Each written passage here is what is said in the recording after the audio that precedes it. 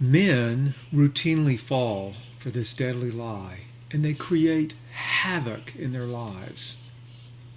I've done it myself. Here's the lie. Life is found in the success, power, affirmation, and fame that I achieve in my career. But the man who chases after this deception will not find life. He will only find death. This is why so many men feel isolated, alone, and friendless. Here's the truth. Life is found in the permanent relationships that I have.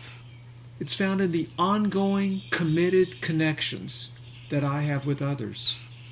Of course, marriage and family immediately come to the foreground, but there is another significant connection point for men, in his friends, in those friends he commits to on a long-term basis. My closest friend is the pastor of a small church. There are no secrets between us. There are no topics off the table for discussion. He knows all of my story, especially the dark and shameful parts. I know all of his as well. We have an ongoing dialogue about how God is working in our lives, what is happening in our hearts, and the ongoing challenges in our ministries. We mostly listen to each other and encourage one another.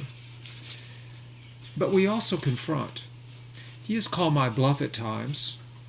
I've pointed out where I think he has gone somewhat off track. I used to be afraid of such honesty.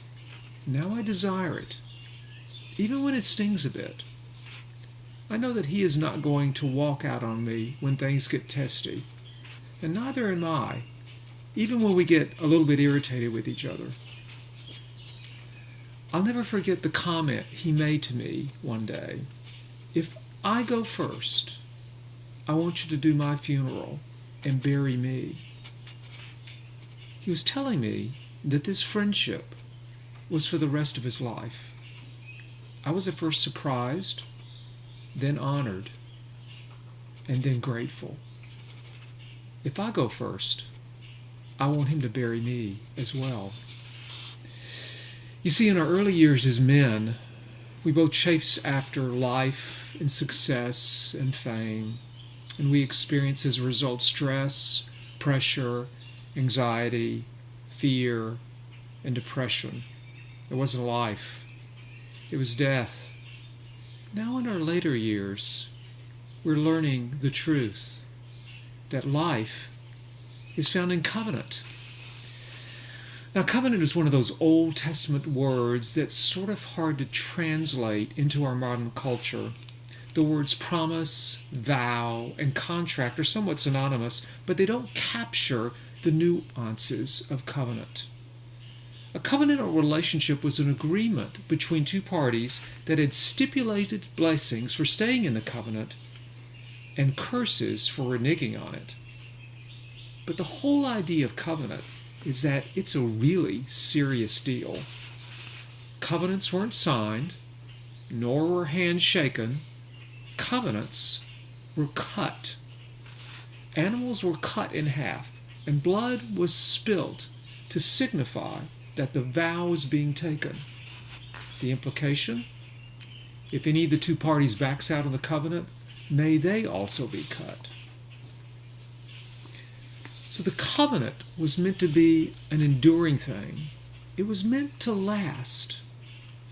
This is also the way God came to his people, by making a covenant with them, an enduring connection. But it is also the way true friendship is pictured in the Bible.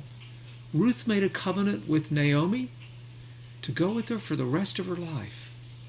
David made a covenant with Jonathan to be friends for the rest of their lives. Each of these relationships endured to the end. Each of them were life-giving and life-sustaining. Each of them brought forth unexpected goodness, and each of them had the fingerprints of God all over them. But the greatest covenant of all was the one that Jesus himself made with his people. We are not just his followers, or his disciples. We are his friends, as he mentioned in the Gospel of John. Jesus spilt his blood to make that covenant, and he's not going anywhere. He intends to walk with us as friends all the way to death and beyond. I want to close with a few concluding thoughts for seeking out lifelong friends. First and foremost, this type of friendship is a huge risk.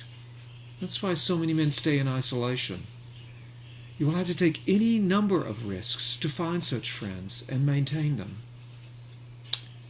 Second point, you can't make covenantal friends happen, but you can pray for them, seek them, and open yourself to them.